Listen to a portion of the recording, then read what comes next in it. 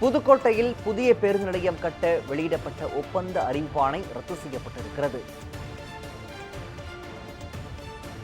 தற்போது கிடைத்திருக்கும் முக்கிய செய்தி, புதுக்கோட்டையில் புதிய பேருந்து நிலையம் கட்ட வெளியிடப்பட்ட ஒப்பந்த அறிவிப்பாணையானது ரத்து செய்யப்பட்டிருக்கிறது. ஒப்பந்த அறிவிப்பாணையை ரத்து செய்து உயர்நீதிமன்ற மதுரை கிளை இந்த உத்தரவை பிறப்பித்திருக்கிறது. பேருந்து நிலையம் கட்ட தகுதியற்ற நிறுவனத்திற்கு ஒப்பந்தம் வழங்கப்பட்டதாக தொடரப்பட்ட வழக்கில் இந்த உத்தரவானது பிறப்பிக்கப்பட்டிருக்கிறது.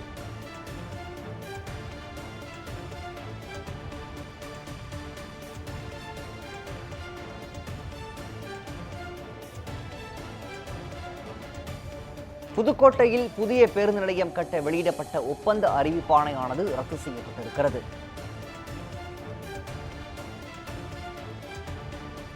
ஒப்பந்த அறிவிப்பாணையை ரத்து செய்து உயர்நீதிமன்ற மதுரை கிளை இந்த உத்தரவை பிறப்பித்திருக்கிறது. மேலும் இது தொடர்பான கூடுதல் விவரங்களை எமது செய்தியாளர் நிஜாமுதீன் வழங்கி கேட்கலாம்.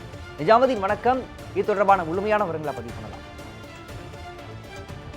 வணக்கம் பிரகாஷ். புதுக்கோட்டை மாவட்டத்தை சேர்ந்த பழனிசாமி என்பவர் உயர்நீதிமன்ற மதுரை கிளையில் ஒரு மனு தாக்கல் செய்திருந்தார். அந்த மனுவில் சாய் என்கிற தனியார் நிறுவனம் மூலம் புதுக்கோட்டை மாவட்டத்தில் உள்ள அரசு கட்டிடங்கள், சாலைகள் அமைக்கும் பணிகள் மூலமா அந்த டெண்டர் ஒப்பந்தமாக எடுத்து வருவதாகவும், இந்த நிலையில் புதுக்கோட்டையில் உள்ள புதிய பேருந்து நிலையம் கட்டுமான பணிகளுக்கு 19 கோடி ரூபாய் மதிப்பீட்டில் கட்டணம் கட்ட கடந்த அக்டோபர் மாதம் தமிழ்நாடு அரசு டெண்டர் அறிவிப்பானை வெளியிட்டது. இந்த டெண்டருக்கு ஆன்லைன் மூலம் விண்ணப்பித்த நிலையில் சில காரணங்களுக்காக கடந்த நவம்பர் மாதத்துக்கு டெண்டரானது ஒத்திவைக்கப்பட்டது.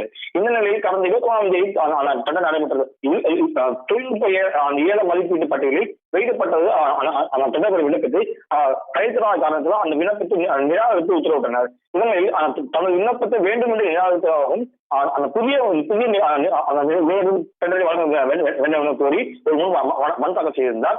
இந்த மனுவாக ஏற்கனவே விசாரணைக்கு வந்த போது அந்த பேருந்து நிலை கட்டடம் அந்த விண்ணப்பட்ட டெண்டருக்கு இடைக்கால வைத்து நீதிமன்றம் உத்தரவு பிறப்பித்தது.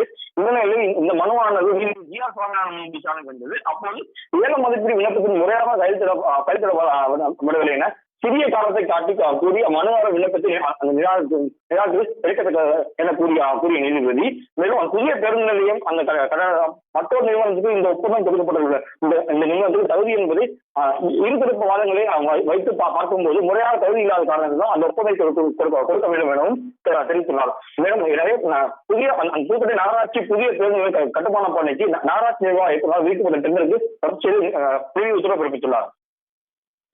விவரங்களை வழங்கியமைக்கு நன்றி செய்து நிஜாமுதீன்.